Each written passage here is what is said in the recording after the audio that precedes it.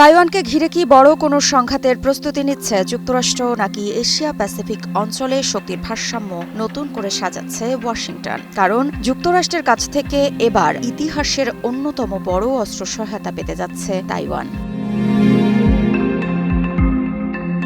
সম্প্রতি মার্কিন president Donald ট্রাম্পের প্রশাসন তাইওয়ানের জন্য $11 বিলিয়ন বেশি মূল্যের অস্ত্র বিক্রির অনুমোদন দিয়েছে। স্টেট ডিপার্টমেন্টের সবুজ সংকেত পাওয়া এই সিদ্ধান্তে মোট 8টি পৃথক অস্ত্র প্যাকেজ অন্তর্ভুক্ত রয়েছে।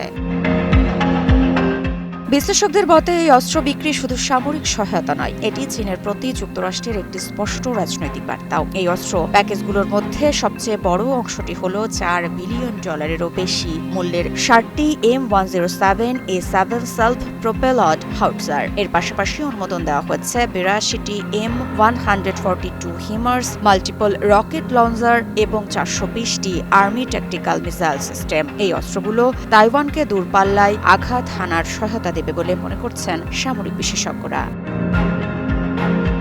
এদিকে ড্রোন যুদ্ধের দিকেও গুরুত্ব দিয়েছে যুক্তরাষ্ট্র। তাইওয়ানের জন্য অনুমোদন দেওয়া হয়েছে $1 বিলিয়ন বেশি মূল্যের টিউব লঞ্চড লয়টারিং ড্রোন। এছাড়াও থাকছে $353 মিলিয়ন TOW অ্যান্টি ট্যাঙ্ক ক্ষেপণাস্ত্র, $375 মিলিয়ন জ্যাভলিন ক্ষেপণাস্ত্র এবং $91.4 মিলিয়ন হারপুন ক্ষেপণাস্ত্রের খুচরা যন্ত্রাংশ।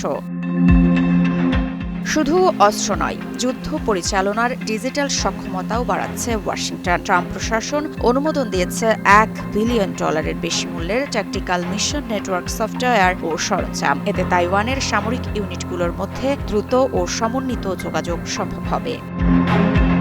স্টেট ডিপার্টমেন্টের ঘোষণার পর এখন শুরু হচ্ছে মার্কিন কংগ্রেসের 30 দিনের আইনগত পর্যালোচনার সময়কাল। এই সময়ের মধ্যে কংগ্রেস চাইলে একটি যৌথ রেজলিউশনের মাধ্যমে এই অস্ত্র বিক্রি আটকে দিতে পারে। তবে কংগ্রেসনাল রিসার্চ সার্ভিসের তথ্য বলছে, অতীতে যুক্তরাষ্ট্রের কংগ্রেস এমন কোনো বড় অস্ত্র বিক্রির সফলতা দেখাতে পারেনি। ফলে বিশ্লেষকদের ধারণা, এই অস্ত্র তাইওয়ানের হাতে পৌঁছানো এখন কেবল সময়ের ব্যাপার। মৃত্তিকা সিনহা বিশ্বাস, নিউজ 24।